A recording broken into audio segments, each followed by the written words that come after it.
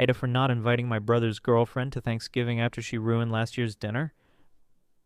I'm Sarah, 34, female, and for as long as I can remember, Thanksgiving has been my thing. My house, my food, my table. I bust my ass every year to make it feel like more than just a dinner. It's the one day our family comes together without excuses. My parents, my brother Dan, a few cousins if they're in town, even my cranky aunt who always drinks too much wine. Everyone knows it's a safe, warm space.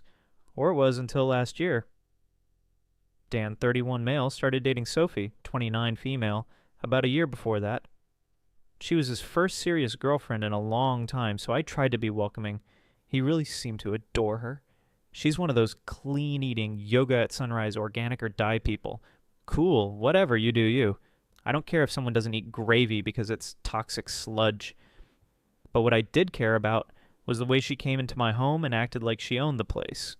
Thanksgiving night, Sophie walked in carrying 3 giant Tupperwares like she was catering the damn event. Didn't even ask. Just plopped them on the counter and announced, "I couldn't possibly eat any of this, but don't worry, I brought food we can all enjoy." Except nobody enjoyed it. Not when she started criticizing literally every dish as I served them. My mashed potatoes? Carbs that will clog your arteries. My mom's stuffing? Sodium bomb.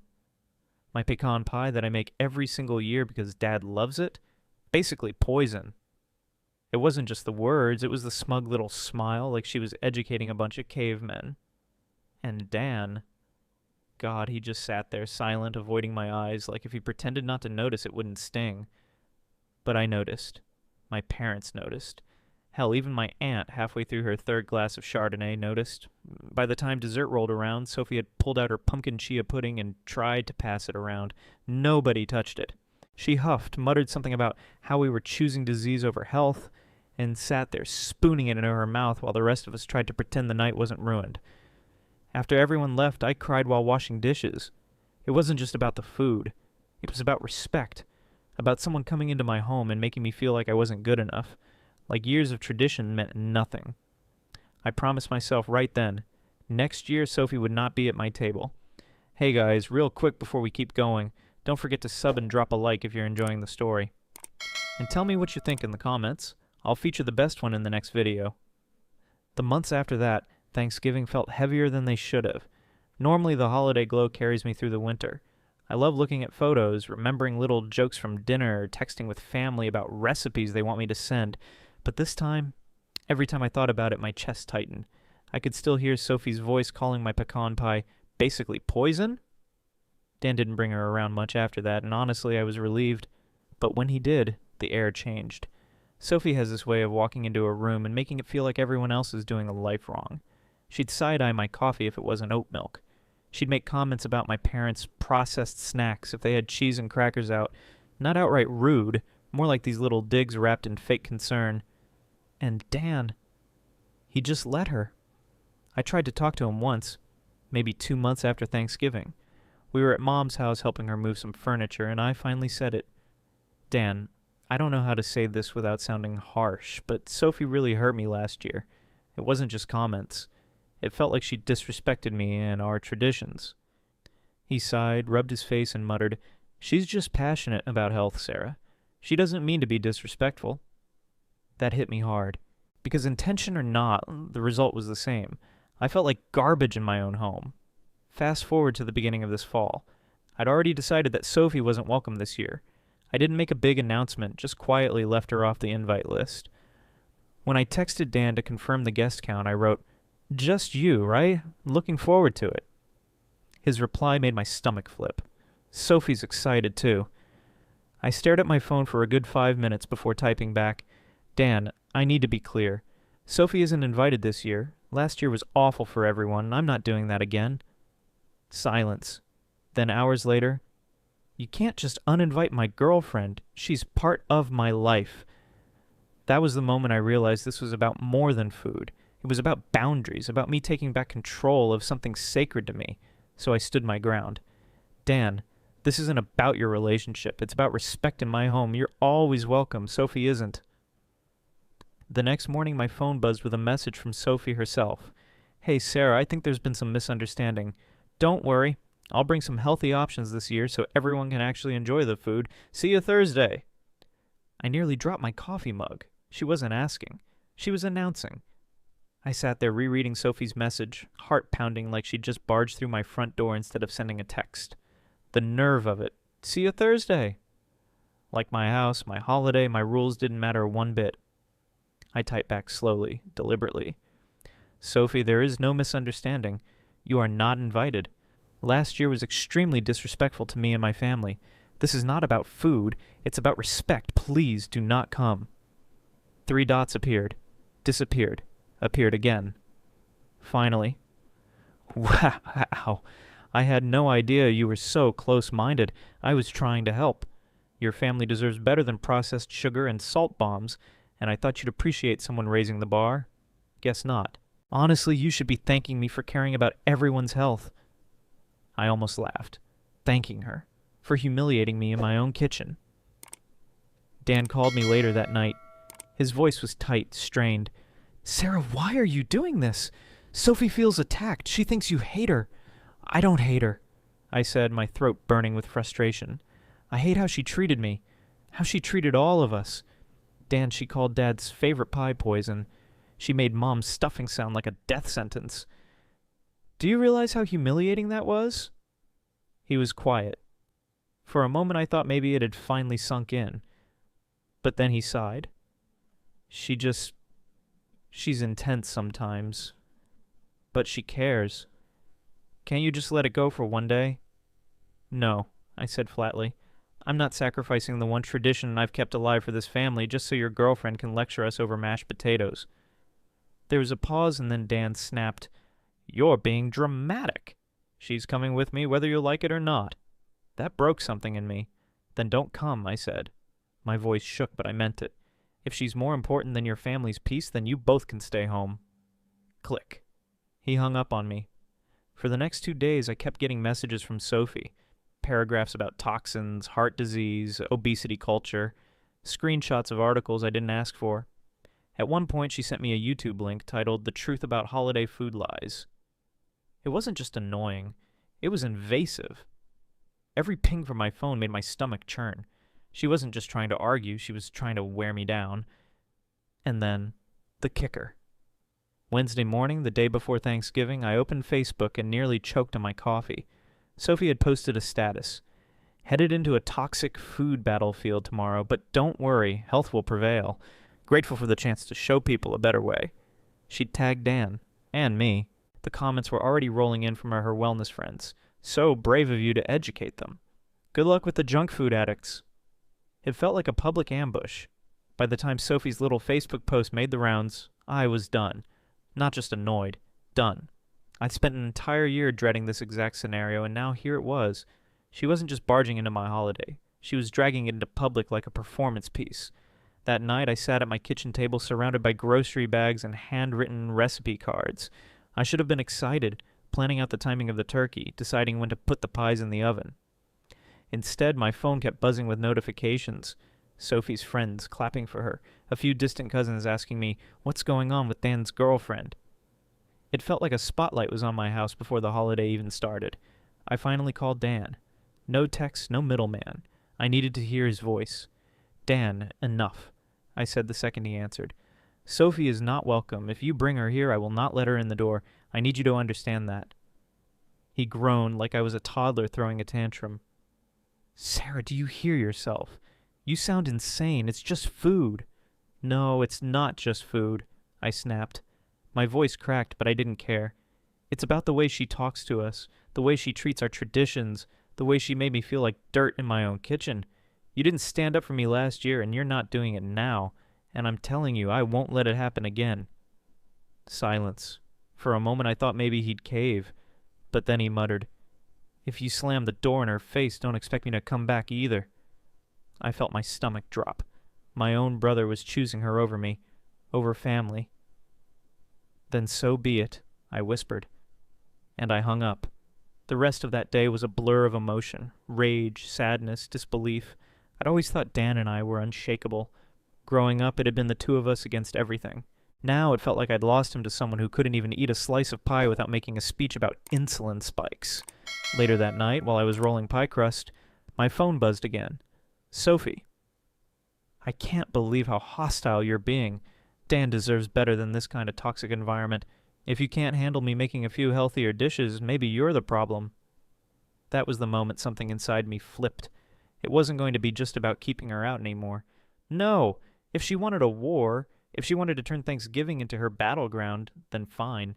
I'd make damn sure she regretted ever thinking she could hijack my holiday. And I knew exactly how. Update. Some of y'all said I should torch the chia pudding and salt the garden. Other people sent me recipes and actual legal advice. Thanks, Karen. A handful of you told me to call my brother's bluff and let him bring Sophie so everyone could see what she was like in public. I read every message, laughed until I cried at the Burn It Down squad, and then closed my laptop and did the one thing that felt true to me, quiet, petty, and finally surgical. First, thank you for all the DMs. One comment stuck with me. Don't stoop to her level, make her own sword.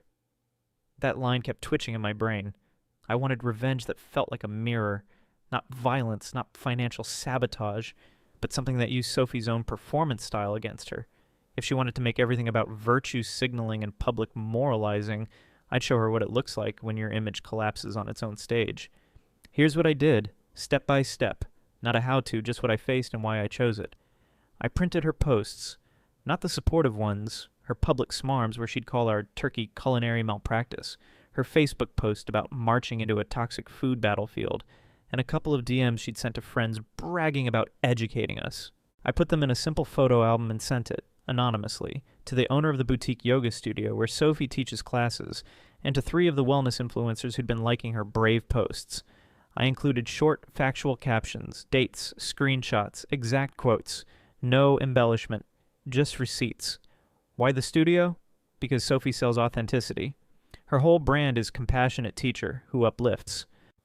Turning up the lights on hypocrisy in the place that profits from her persona felt cleaner than any public smear. I didn't threaten. I didn't lie. I dropped facts into the hands of people who cared more about credibility than drama. Within 48 hours, I started getting texts. Dan's friend, Mark. You see this? Wild. My cousin. Is Sophie okay? Heard something crazy happened at her studio. Then the video arrived. Someone at the studio had recorded the confrontation when the owner asked Sophie about the posts. Sophie flipped. I mean, full catastrophe. She screamed that she was being canceled for caring about public health. She shoved a display table, knocked over a row of scented candles. They shattered like brittle promises, and sent her green smoothie sailing across 3 mirrors. The owner stepped in, hands on the counter, voice steady. Sophie grabbed her phone, started live streaming, and in 5 minutes had a pile of mirrored shards and a studio full of stunned clients staring at a woman who had just performed moral superiority and lost it in real time. I watched the clip in my kitchen with flour on my hands and pie dough in the sink. The sound of her voice cracking as she called us ignorant was a relief. It wasn't because I wanted humiliation for its own sake. It was because the person who'd shown up last year like a judge had finally had to face an audience that wasn't pre-approved. Of course, Sophie texted me after. All caps, threats, guilt trips, the usual mix. You did this. You set me up. She accused me of stalking, of being a liar. She sent screenshots of DMs she claimed were taken out of context. But the studio owner had her account, timestamps, witnesses. Sophie was put on unpaid leave pending an investigation. Her livestream blew up. Half her followers were horrified. Half were furious. The wellness bloggers who'd praised her began deleting comments. And Dan? He called. He was raw, apologetic, defensive, and then embarrassed all in the span of a single conversation. I didn't mean for this to happen, he said, voice hollow. He asked me to stop. He begged for calm. I told him I wasn't trying to ruin Sophie. I wanted our Thanksgiving back. That night I folded the pie crust slowly, feeling steadier than I had in months. Something about watching her meltdown on a mirror-lined floor and not having it happen at my table made me feel vindicated without having to be cruel. The pieces she broke, candles, a display shelf, felt symbolic. Not because I wanted things destroyed, but because her mask had cracked. Update. Y'all went wild on the last post. Some of you wanted me to hire a PI. Others begged me to get security cameras. I did both. Thank you, Karen, and also, yes, I'm paying for the footage. A bunch of messages were straight up therapeutic. People saying, good for you, boundaries aren't mean. And one DM that read, your pie crust is sacred, protect it like a tiny, flaky fortress. That one made me cry laugh in the grocery aisle. A few commenters warned me Sophie would escalate. I brushed it off at first. Hubris, I guess. But then the escalation actually happened. 2 nights before Thanksgiving, my neighbor Sharon knocked on my door at 10:30 p.m. Her face was white, and she was holding her phone like it had the truth on a screen. "They trashed your front yard," she said. I followed her outside and felt my stomach drop before I saw it. Mashed pie filling splattered across the welcome mat, 3 pumpkins smashed into pulp, and someone, deliberate mean, had cut up the laminated Thanksgiving menu I keep by the door. My garden gnomes were tipped over, one missing an eye. Worst of all, the glass on the lower pane of my front door was spider-webbed with a fist-sized crack.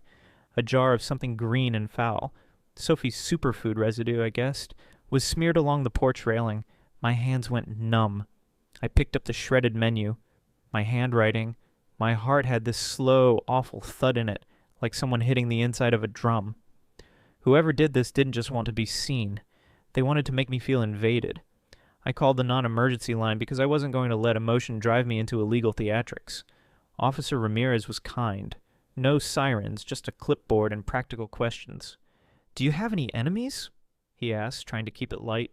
I almost laughed and said, "Just one with a yoga studio and a kombucha addiction." I gave him screenshots, the studio meltdown link, Sophie's public posts. He took notes, promised to look at neighborhood cameras, and told me to avoid confronting anyone alone. I texted Dan, "They trashed the porch. You need to talk to her." No reply for an hour, then 3 words. "I'm coming over." He arrived with work gloves and a ridiculous flannel and the most apologetic look I've ever seen. He didn't say, "I'm sorry," right away. He started hauling pumpkins and sweeping glass. Action before words, and I'll take it. That night, Sophie posted a blurred video on Instagram, a shaky, breathy clip of a smashed pumpkin and the caption, "They started it. Toxic traditions die hard." Her followers cheered her on. One of them actually called my voicemail to accuse me of provoking her. Someone had already tried to spin the narrative. Typical. I slept badly. I lay awake thinking about how petty and personal this all felt. The pie dish I'd inherited from my grandmother with a smear across its rim, my recipe cards scattered like confetti, the welcome mat I bought the year my nephew was born, scuffed with chia sludge. Symbols. She was attacking symbols, not just property. But in small, stubborn ember of relief, Dan stayed. He helped clean until midnight, even taped the shattered pane so the turkey fluids wouldn't freeze in the door. He told me quietly, "I didn't want this. I should have done more last year." It wasn't the apology I'd wanted for months, but it was an inch toward them being on my side again. Sophie didn't show up Thanksgiving morning. Instead, her name trended for all the wrong reasons in a very small, ugly corner of our town's social media. The house felt taut and raw, but the immediate storm had passed. I still had to decide, in the next 24 hours, whether to let Saturday morning's vandalism define our holiday, or whether to flip the script and make the day about what actually matters. Thanksgiving morning started off almost unnervingly quiet. After the vandalism, I half expected Sophie to show up on my porch with a bullhorn screaming about toxins, but when I pulled the turkey out to thaw, there was no sign of her. Just crisp air, my parents bustling in the kitchen, and the low hum of football on TV. Dan showed up early, which used to be normal but felt like a miracle this year. He looked exhausted, eyes puffy, his jaw tight, but he carried a bottle of wine under his arm and gave me a look I hadn't seen in months. Almost like we were kids again, sneaking cookies before Mom caught us. "Just me," he said, holding up the bottle like a peace offering. The relief in the room was palpable. My dad clapped him on the shoulder, my mom kissed his cheek, and for a brief moment it felt like maybe we'd weathered the storm. No Sophie, no lectures, no powdered superfood dusting my countertops. But of course, Sophie couldn't resist one last act. Around 3 p.m., just as we were laying out dishes, my phone buzzed. A notification from Facebook, then another, and another. My stomach dropped when I realized Sophie had gone live. Her face filled the screen, blotchy from crying, mascara smeared. She was in her car, parked somewhere I didn't recognize. "So," she began, her voice trembling but loud, "I'm spending Thanksgiving alone today, because apparently my boyfriend's family doesn't value health or truth. They told me I wasn't welcome. They'd rather feed each other poison than accept my help. Can you imagine? A family rejecting someone just for caring too much?" The comments poured in. Half her followers called her brave, telling her she was too good for us. The other half asked why she couldn't respect boundaries. But then she went further. She turned the camera on Dan's empty passenger seat. "And Dan, He abandoned me to sit with them. He chose toxic traditions over the person who actually loves him. That's the thanks I get. I felt my chest tighten. It wasn't just about me anymore. She was dragging Dan through the mud live in front of hundreds of strangers. Dan saw it too. His face went pale as he leaned over my shoulder, reading the stream. His hands shook. She's recording this right now? I nodded. She's making a spectacle out of it. Something broke in him then. He walked into the dining room, grabbed a chair, and slammed it down so hard the legs rattled against the wood. Everyone froze. My aunt dropped her wine glass. My mom gasped. "I'm done," he said, voice raw. "I'm done defending her. I've been watching her tear at all of you, and I kept telling myself it was passion or intensity or whatever excuse. But she's humiliating us. She's humiliating me." His voice cracked. "She doesn't get to do this anymore." For the first time all year, I believed him. The live stream cut off minutes later. Maybe Sophie realized Dan wasn't playing along anymore. Maybe she ran out of viewers willing to listen. Either way, the silence afterward was deafening. We sat down to dinner together, no Sophie, just us. And for the first time in years, I felt the holiday was ours again. But I also knew Sophie wasn't the type to vanish quietly. And that thought, cold and sharp, stayed with me even as I passed the mashed potatoes. The next morning I woke up expecting chaos. I half thought Sophie would be parked outside my house, live streaming from her car about processed leftovers and toxic families. But there was nothing. No car, no smashed pumpkins, no green sludge, just frost on the grass and the smell of pie still lingering in the kitchen. I brewed coffee and scrolled my phone, bracing myself. Sure enough, Sophie's meltdown had already made the rounds. The yoga studio posted a vague statement about upholding respectful values. One of her wellness friends had screenshotted her livestream, captioning it, "This isn't advocacy, it's harassment." Her follower count was dropping fast. The kicker? My inbox was full of messages from people I didn't even know. Some were locals who had seen her antics and wanted me to know I wasn't crazy. Others were mutual friends of Dan's, telling me she'd burned bridges left and right with her superiority complex. Turns out Sophie had been running this same script for years, lecturing, condescending, alienating people, until now, when she finally hit a wall she couldn't climb over. Dan showed up later that afternoon. He looked hollowed out like someone who hadn't slept. He didn't even bother with small talk, just sat at my kitchen table, head in his hands. "She moved out last night," he said quietly, "packed her stuff while I was at Mom's, left a note saying I'd betrayed her, that I was weak for choosing my family over her." He gave this bitter little laugh. "Guess she finally made the choice for me." I didn't gloat. I didn't say "I told you so." I just put a plate of pie in front of him, the same pecan pie Sophie had once called basically poison, and waited until he took a bite. When he finally did, his shoulders dropped like the weight of the last year was sliding off him. We didn't talk much more about Sophie. We didn't need to. Her absence was the loudest thing in the room, and for once, it felt like peace. That night, when I finally sat down alone, I thought about everything. The smashed pumpkins, the live stream, the way Sophie had made me feel small in my own kitchen. And then I thought about how Thanksgiving actually turned out. The laughter, the quiet clinking of plates, Dan slamming down that chair and finally drawing a line. For the first time since this whole mess started, I felt validated, not just because Sophie was gone, but because I defended the one thing that mattered to me: respect. Sophie tried to make Thanksgiving about her. In the end, she destroyed her own platform and walked herself out of our lives. And me? I got my holiday back. If you liked the video, subscribe to the channel and like it. You can also watch more shocking stories in the playlist.